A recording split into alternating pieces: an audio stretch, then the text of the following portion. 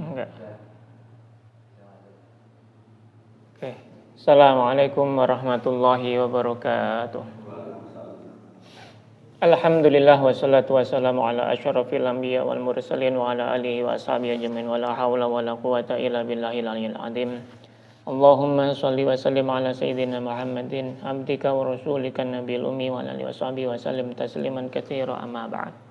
Alhamdulillah kita bisa berkumpul kembali dalam rangka ngaji bersama kitab Asy'arah Shaghir karya Syekh Ibrahim Al-Qurani yang mensyarah bait-bait akidah karya dari guru beliau yaitu Syekh Ahmad Al-Qushasyi dari karyanya atau kitabnya yang berjudul Mandhumah Aqidah Qushasyi. Untuk itu marilah kita mulai ngaji bersama kita pada kesempatan malam detik-detik terakhir dari bulan Ramadan ini dengan membaca li hadratin Nabil Mustafa Muhammadin sallallahu alaihi wasallam wa li jami'i ikhwani minal anbiya wal mursalin wa li sahabati ajmain wa li baiti thayyibin wa li jami'il salihin wa li jami'i masyayikhina wa syuyukhi masyayikhina wa ana khususatan sayyidina Syekh Abdul Hasan Syadzili Syekh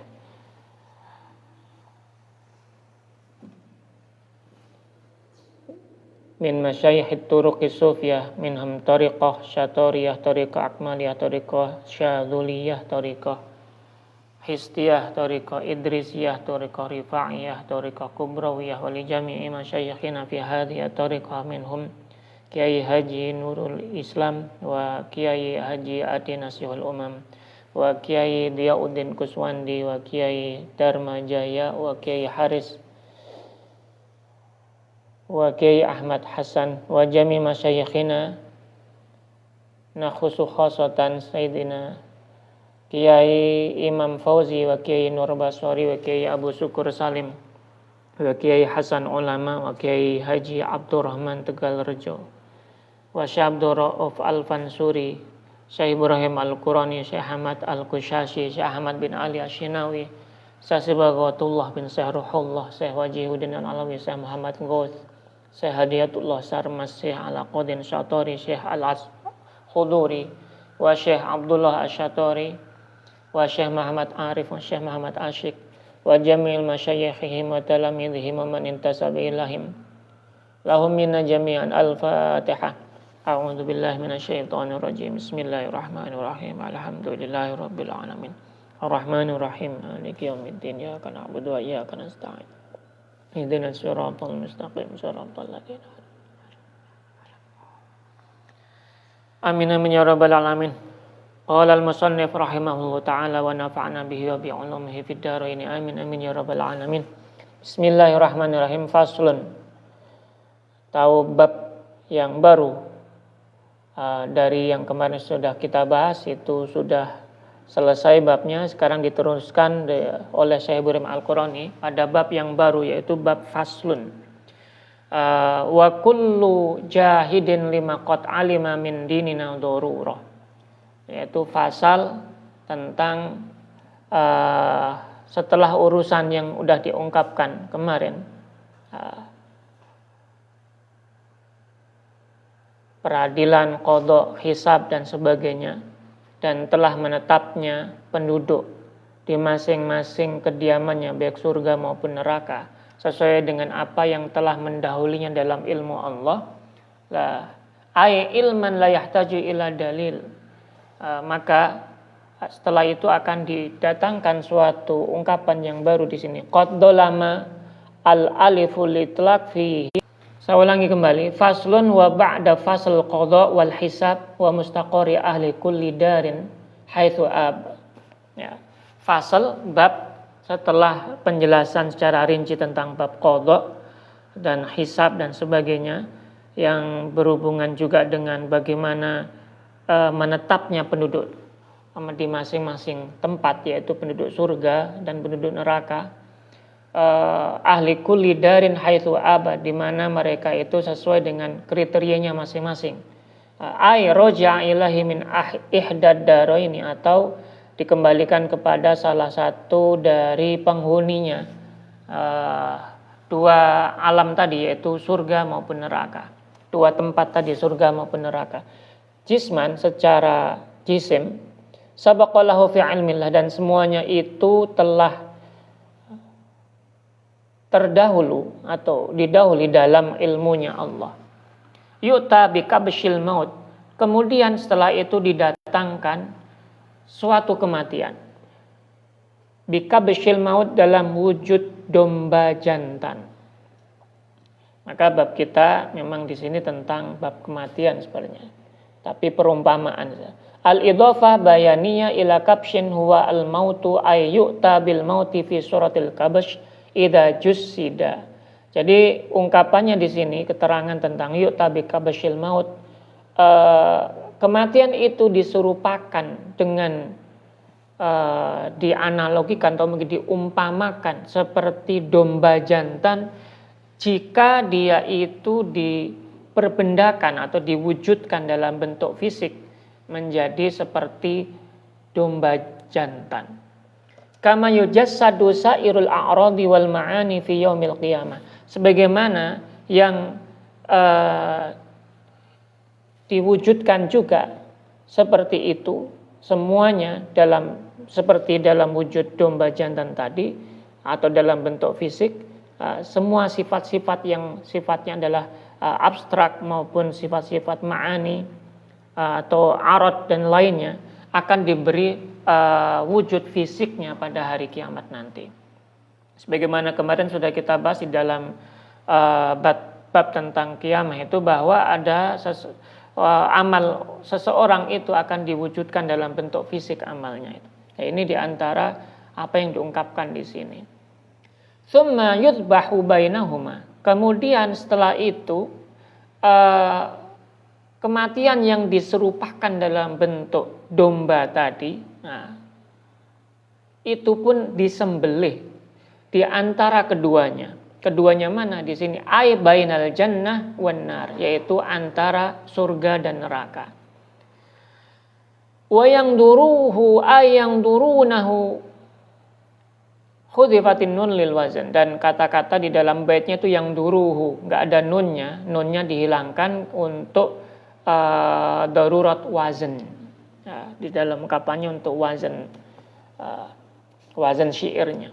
Wa qad mara anna hadfan nun li ghairi nasibin wala jazimin mimithli hadza lugha ay yang duruhu ahlul daraini. Dan memang sudah dijelaskan bahwa di bab ini menghilangkan nun itu selain untuk nasab dan sebagainya maupun juga bukan untuk jazam dan sebagainya, itu bagian dari ungkapan atau perumpamaan atau permisalan dalam kebahasaan khususnya untuk bab tentang syair.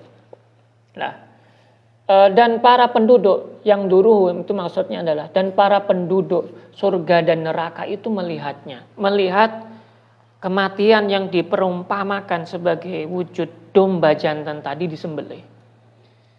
Kemudian setelah itu di babnya diungkapkan al-amlah. Biar ini agar lebih jelas lagi saya akan bacakan dulu baitnya, karena tadi saya kelupaan untuk membaca baitnya dari awal sampai terakhir di bab ini saja.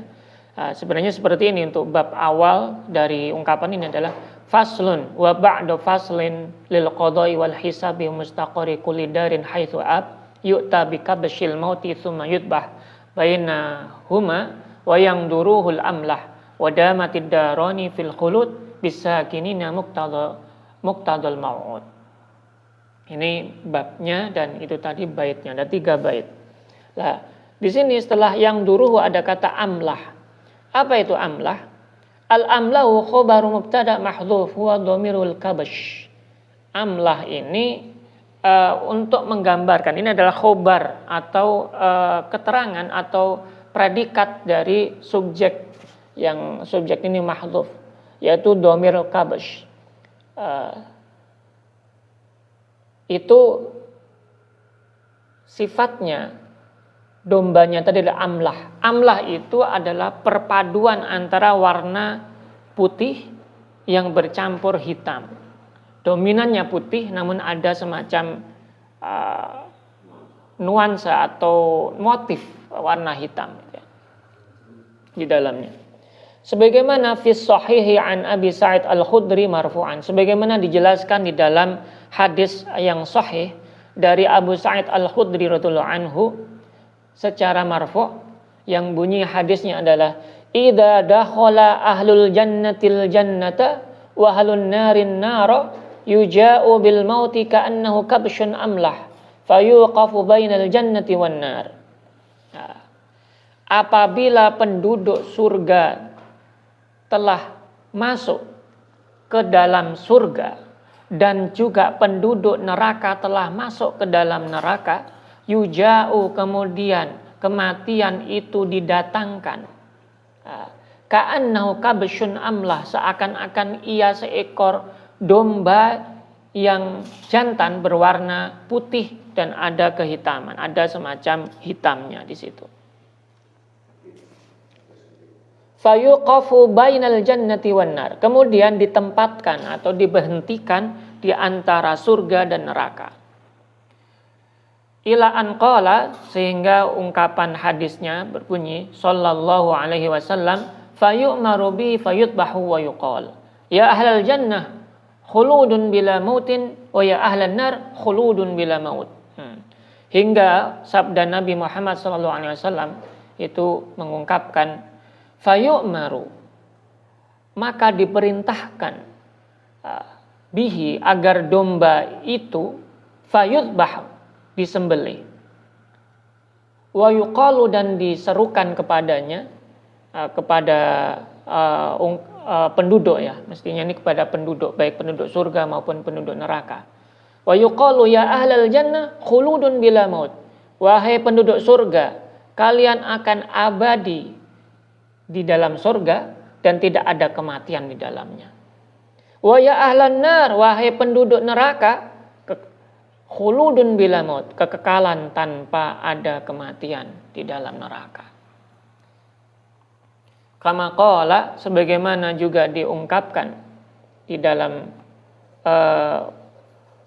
ungkapannya Syekh Ahmad Al-Qushasi dalam baitnya, wadamatid daru fil khulud bisakinina muqtada al-mau'ud, maka kekallah kedua negeri itu beserta para penghuninya sesuai dengan ketetapan yang dijanjikan dalam Al-Quran dan sunnah Nabi Muhammad, fil kitabi wa sunnah kal hadithi sabiq anifan, sebagaimana yang diungkapkan dalam hadis tadi.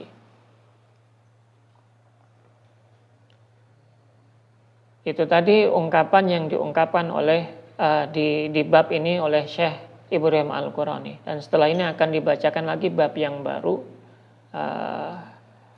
Poin inti dari ungkapan tadi adalah tentang kematian yang diserupakan seekor domba dan kemudian kematian itu disembelih, berarti di surga dan neraka penduduknya nanti tidak ada yang mati, alias tidak ada kematian di dalamnya, dan berarti siksaan maupun kenikmatan bagi orang yang menganggapnya suatu kenikmatan di dalam surga, maka itu bersifat selama-lamanya. Sedangkan di neraka juga sama, bersifat selama-lamanya. Namun keterangan rinci tentang ini kembali ke fasal sebelumnya yang kita sudah bahas, bahwa orang-orang yang beriman tentu mereka tidak selamanya berada di di neraka. Sedangkan orang yang kafir dari awalnya dan tidak ada sama sekali memiliki keimanan, dia akan tetap kekal di neraka. Itu yang diungkapkan kemarin, yang sebagaimana dibahas di bab sebelumnya itu. Dan bab baru ini Syekh Ibrahim Al-Qurani menjelaskan di bab bait selanjutnya yang akan saya bacakan baitnya. Faslun wa kullu jahidin lima qad alima min dinina daruratan wa zalama wa sara murtaddan 'anil islami ma lam yujaddidhu bi fadlil hami bi qouli la ilaha illallah Muhammadan rasuluhur tadha sallallahu alaihi rahimir rahman wal anbiya'i war rusuli haitsu kanu wa alihi wa sahbihi ahli tuqa wa tabi'in nahjahum ila liqa wa kullu 'abdin salihin lillah fi tilwihim id amanu billah wa hasbiyallahul wakilus samad al wahidul witrul jalilul ahad fakhtim lana bil khairi ya maulana fa anta hasbuna wa qad kafana. Sudah, itu bab yang terakhir sudah diungkapkan oleh Syekh Ahmad Al-Qushasi, kemudian oleh Syekh Ibrahim Al-Qurani, akan dijelaskan bab ini. Faslun, bab kemudian, wa kullu jahidin lima qad alima min dinina darurah. Ini berhubungan dengan tentang konsep batalnya keimanan atau tentang orang yang murtad ya. Wa kullu jahidin, dan setiap orang yang mengingkari atau juhud lima qad alima, terhadap apa-apa yang telah diketahui min dinina, dari agama, darurah, secara pasti, secara inti dari agama. Ai ilman la yahtaju ila dalil, atau suatu ilmu atau suatu pengertian, pengetahuan yang itu tidak lagi membutuhkan dalil yang lainnya untuk diperkuat. Berarti sudah menjadi ketetapan yang sudah dipahami secara gamblang bagi seseorang itu. Qad dolama, maka ia kalau sampai tetap mengingkari, padahal sudah mengerti dalilnya secara pasti, sudah tahu tetapannya secara jelas dari agama, kemudian dia tetap jahid, ingkar, maka dia telah qad dolama, telah berbuat kezaliman. Di sini diungkapkan ada kalimat atau ada huruf di sini alif ya. Ternyata alif itu lil itlaq fi hima. Itu untuk menunjukkan kemutlakan di dalam hal keduanya, yaitu bab keagamaan tadi yang berhubungan dengan kedaliman dan kejuhutan tadi. Wasara murtadan anil Islam, dan dia menjadi orang yang murtad dari Islam. Qati'an, secara qat'i.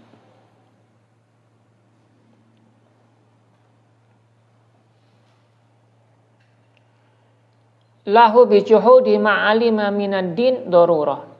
Karena dia dengan keingkarannya ini terhadap apa yang sudah diketahui dari agama itu telah pasti, tapi kok tetap ingkar, maka dianggap murtad, keluar dari Islam, karena ia telah memutus imannya dengan cara menentang yang mutlak diketahui dari agama. Terus bagaimana lanjutannya?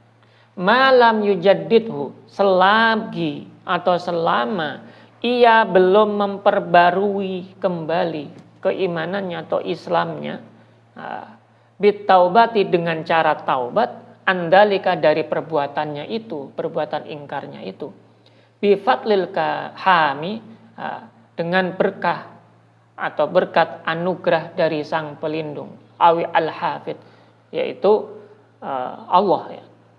Biqauli, dengan ucapan la ilaha illallah Muhammadun rasuluhu, dengan mengucapkan kalimat la ilaha illallah Muhammadun rasulullah, atau dengan dua kalimat syahadat. Apakah hanya sekedar pengucapan ini?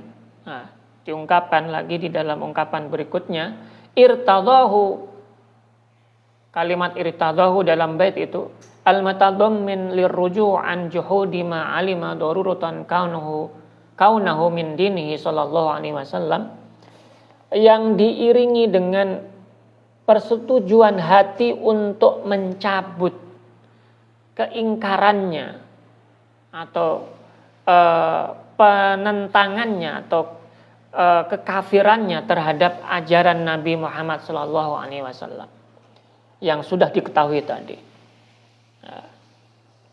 Ini yang diungkapkan seperti itu. Jadi bagi seseorang yang dia itu sudah mengetahui dalil dalam agama, sebagaimana diungkapkan kemarin tentang ru'yatullah, sudah dijelaskan bahwa ketika dalil-dalil dari hadis itu semuanya, meskipun ahad tapi banyak jalur sehingga menjadi hadis yang mutawatir, ketika dikumpulkan, maka hadis yang mutawatir itu dianggap sebagai kedudukannya sama dengan bagaimana kita memahami Al-Quran. Artinya itu sudah qat'i. Ketika ini qat'i, maka harus dipercayai, tidak boleh ditentang. Itu diantaranya. Dan orang yang menentang sama aja menentang Al-Quran. Dan orang yang menentang Al-Quran berarti menentang Allah. Dan orang yang menentang Allah dianggap dia kafir. Seperti itu yang diungkapkan kemarin ya. Nah, ini sama juga. Maka Syekh Ahmad Al-Qushayri sebagaimana diterangkan Syekh Ibrahim Al-Qarni mempertegas kembali. Apapun yang telah diterangkan dalam kitab ini, semuanya itu kalau ada dasar secara sharih dari Al-Qur'an, hadis, dan itu telah jelas ketetapannya dari Al-Qur'an maupun hadis yang sharih, yang mutawatir, tidak ada syak, tidak ada keraguan di dalamnya, maka itu harus diimani, tidak boleh ditentang. Wa anitaj as-Subki fit Tabaqat al-Kubra, dan sebagaimana diungkapkan atau diriwayatkan dari Imam Tajuddin as-Subki dalam kitab Tabaqat al-Kubra, hukia dikisahkan anna Ahmad nadhara asy-Syafi'iyya fi tarikis shalah, bahwa Imam Ahmad bin Hanbal itu pernah berdebat dengan Imam Asy-Syafi'i, padahal Imam Syafi'i itu gurunya ya, guru dari Imam Ahmad. Nah, tapi di debatnya, ini orang dulu memang biasa dalam hal keilmuan itu, kalau memang memiliki argumen yang kuat, dalil yang kuat, maka dia berhak untuk menyampaikan pendapatnya sesuai dengan pemahaman yang dia pahami dan argumen yang dia kuasai. Jadi dikisahkan dalam kitab Tabaqat Kubra oleh Imam Tajuddin as-Subki tadi bahwa Imam Ahmad bin Hanbal itu pernah berdebat atau mendebat gurunya yaitu Imam Asy-Syafi'i mengenai apa? Tarikis shalah, orang yang meninggalkan sholat. Ada keterangan lain bahwa meninggalkan sholat karena malas. Nah, kita pernah mendengar juga ada beberapa orang yang dengan nada keras mungkin di ceramah-ceramah mungkin bahwa orang yang meninggalkan sholat itu kafir, nah, seperti itu. Ternyata di sini sudah pernah terjadi dahulu itu perdebatan ini dilakukan oleh seorang alim, seorang mujtahid yaitu Imam Ahmad dan Imam Asy-Syafi'i. Dan waktu itu faqala lahu Asy-Syafi'i, Imam Asy-Syafi'i berkata kepada Imam Ahmad bin Hanbal, "Ya Ahmad, wahai Imam Ahmad bin Hanbal, ya. Ataqulu annahu yukfar? Ataqulu annahu yakfur?" Apakah engkau menyebut atau berpendapat bahwa orang yang meninggalkan sholat itu menjadi kafir? Qala, maka berkatalah kemudian Imam Ahmad kepada Imam Syafi'i, menjawabnya dengan ungkapan, "Na'am, iya, dia kafir." Memang Imam Ahmad sangat tegas ya. Qala, kemudian Imam Syafi'i pun menimpali ungkapan itu. Idza kana kafiran fabima yuslam. Jika ia telah menjadi kafir, lalu dengan cara apa ia bisa masuk Islam kembali? Ini yang diungkapkan oleh Imam Syafi'i. Kemudian apa yang dikatakan oleh Imam Ahmad setelah itu, setelah mendapat keterangan dari Imam Asy-Syafi'i ini?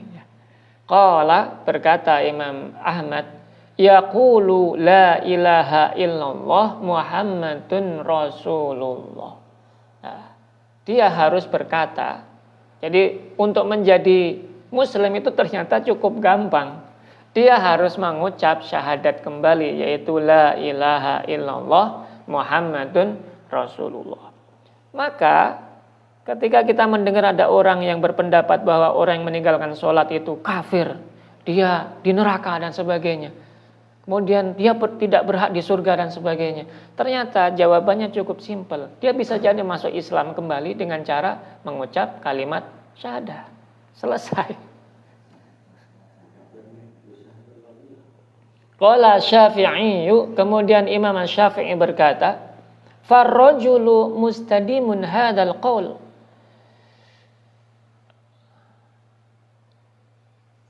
Farrajulu, tapi orang ini mustadimun hadzal qaul, yang meninggalkan sholat tadi itu tidak pernah berhenti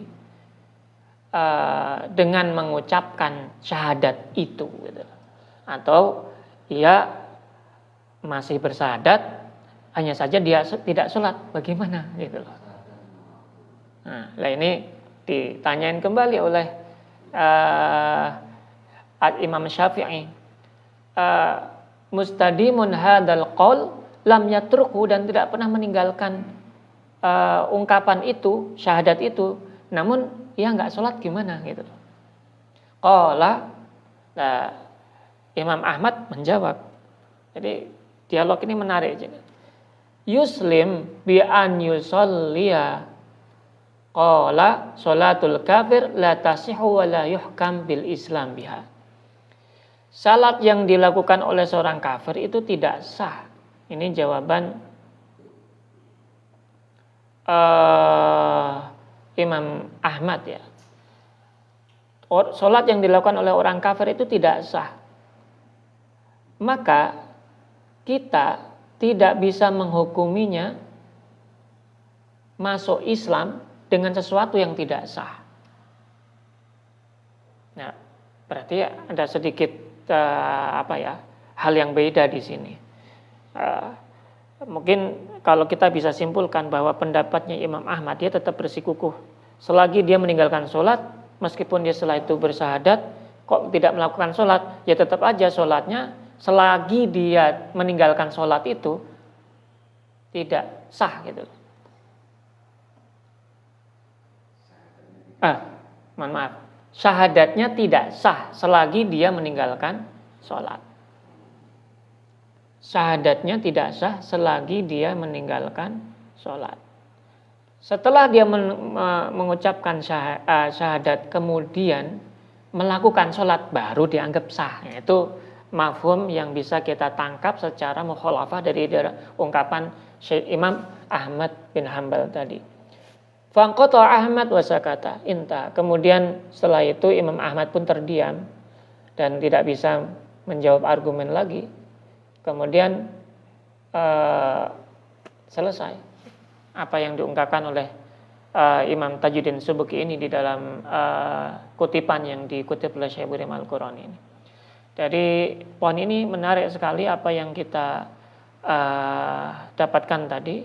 Ternyata apa yang diceritakan oleh Imam Tajuddin As-Subki itu cukup menarik, bahwa perdebatan tentang takfir itu sudah ada sejak dulu, bahkan sejak para mujtahiduna madhab itu sudah terjadi. Namun mereka tetap selalu bersikap tawasud. Tawasud itu tidak mutlak untuk mengkafirkan seseorang. Mesti ada suatu solusi. Mungkin berbeda dengan orang-orang zaman sekarang yang mengkafirkan orang lain dan mereka tidak lagi memiliki solusi dari hal itu. Dan itu yang cukup ironi untuk masa ini. Padahal lebih alim siapa kalau kita melihat kapasitas kealiman para mujtahidunnya itu ya, orang-orang ahli ijtihad dari para madzhab itu ya, para ahli atau ulama madzhab itu ya. Tentu mereka lebih alim, tapi mereka selalu menjaga etika dan adab dalam berdebat dan dalam mengungkapkan ungkapan yang itu bisa melukai orang lain atau bahkan hal yang berhubungan dengan yang cukup poin tadi seperti takfir dan sebagainya. Poin inti yang diungkapkan oleh Syekh Ibrahim Al-Qurani dalam penjelasan ini adalah yang pertama, bahwa di dalam surga nanti maupun di akhirat nanti itu ternyata ada visualisasi kematian atau perwujudan atau manifest dari kematian yang diwujudkan secara fisik, sebagaimana diungkapkan dalam hadis tadi, yaitu kematian diwujudkan seperti domba jantan yang berwarna putih kehitaman atau ada hitam-hitamnya. Dalam ilmu akidah ada akidah bahwa di akhirat nanti Allah akan mengubah amal perbuatan manusia atau hambanya dari konsep abstrak itu bisa menjadi benda yang fisik yang bisa dilihat. Di dunia kita memahami bahwa kematian itu bukan benda, ia adalah berpisahnya roh dari jasad, berarti konsep yang sifatnya abstrak. Sedangkan di akhirat Allah menjadikan konsep ini, kematian yang sifatnya abstrak ini bisa menjelma menjadi wujud nyata berupa domba jantan dan sebagainya. Dan pertanyaan yang perlu kita harus pahami dari ungkapan tadi adalah mengapa domba dari perwujudan kematian itu harus disembelih di depan semua orang.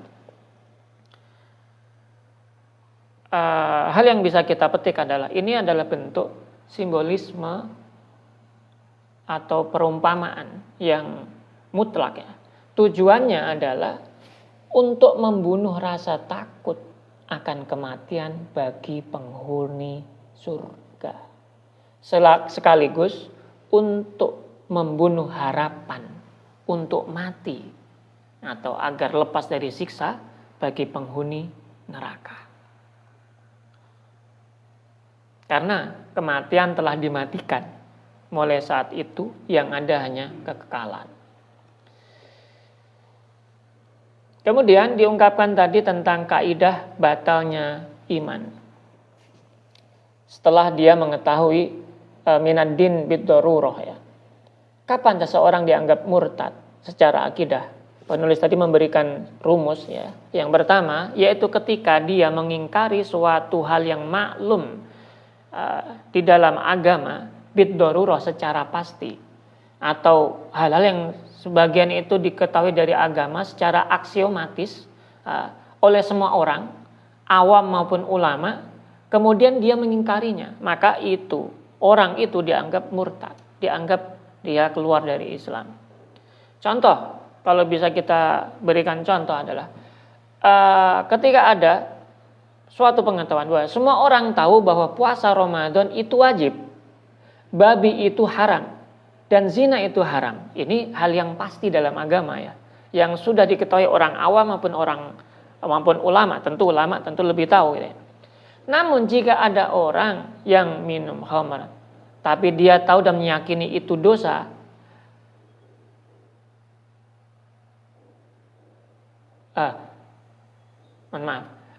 namun ketika ada orang sudah tahu itu tadi ya, puasa Ramadan yang tadi itu wajib, ternyata dia tidak melakukannya atau menentangnya, bahkan menganggapnya nggak wajib dan sebagainya.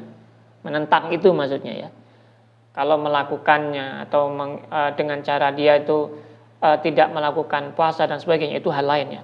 Tapi ketika dia menentangnya, penentangan dia terhadap pengetahuan yang sudah mutlak ada, yang sudah darurah diketahui oleh orang awam maupun ulama, itu penentangannya ini dianggap bagian dari kekafiran dia terhadap ajaran Islam. Terus bagaimana jika kasusnya berbeda? Contoh, jika ada orang umpamanya minum khamar, dia tahu dan meyakini itu dosa, apakah dia dianggap kafir?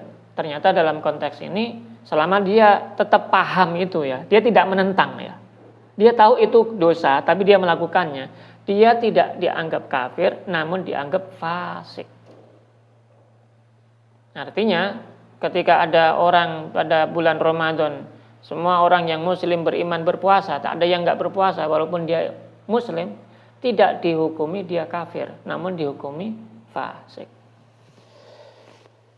Namun kebalikannya, jika ada orang umpamanya tidak minum khamar, tapi dia berkata, khamar itu halal, agama tidak melarangnya, padahal jelas-jelas di dalam ajaran agama itu dilarang, maka orang ini dianggap orang yang kafir atau murtad, karena ia mendustakan aturan yang sudah mutlak. Ini yang diungkapkan oleh Syekh Ibrahim Al-Qurani tadi, sebagaimana yang diterangkan secara ringkas oleh Syekh Ahmad Al-Qushasi dalam bait-bait akidahnya.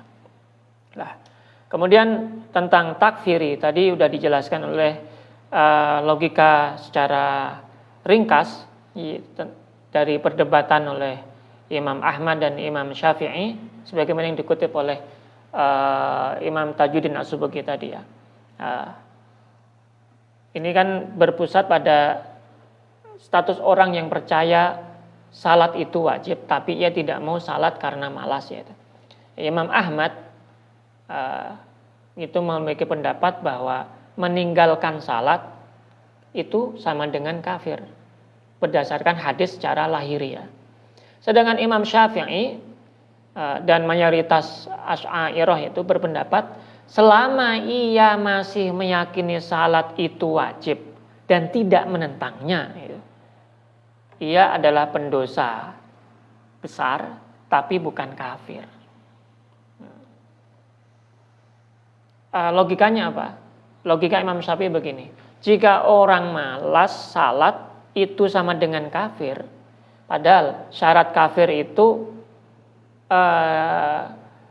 syarat orang kafir untuk bisa masuk Islam itu adalah baca syahadat. Masalahnya orang ini terus baca syahadat tiap hari meskipun dia tidak sholat gitu loh. Lah, berarti dia masih Islam gitu ya. Kalau syarat masuk Islamnya harus dengan salat, nah beda lagi. Kan syarat Islam syahadat, bukan sholat gitu ya. Nah, masalahnya syarat sahnya salat kan harus berstatus muslim menurut Imam Ahmad tadi ya. Kalau dia masih kafir, salatnya tidak diterima Tuhan, jadi error, jadi semacam paradok mungkin dalam argumentasi dalil ya.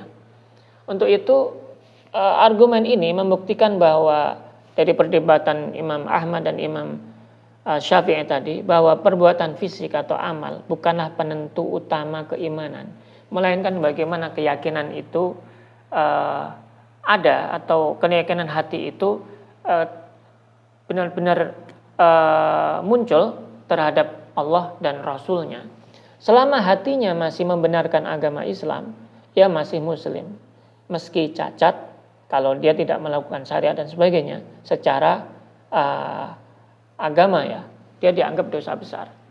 Nah, secara umum teks ini mencoba untuk merangkum bagaimana Ahlus Sunnah wal Jamaah itu benar-benar berupaya untuk merekonsiliasi antara sifat yang ekstrim dan sifat yang terlalu abai terhadap ajaran syariat, sehingga di dalam pemahaman orang-orang Ahlus Sunnah wal Jamaah ini bersifat tawasud sebagaimana diungkapkan oleh Imam Syafi'i, orang-orang bermadzhab Asy'ari dan sebagainya, bahwa tidaklah harus bagi seseorang itu untuk mudah-mudah mengkafirkan orang lain selama dia masih menyembah Allah dalam hatinya dan mengakui Allah sebagai Tuhannya serta Rasulullah sebagai utusannya.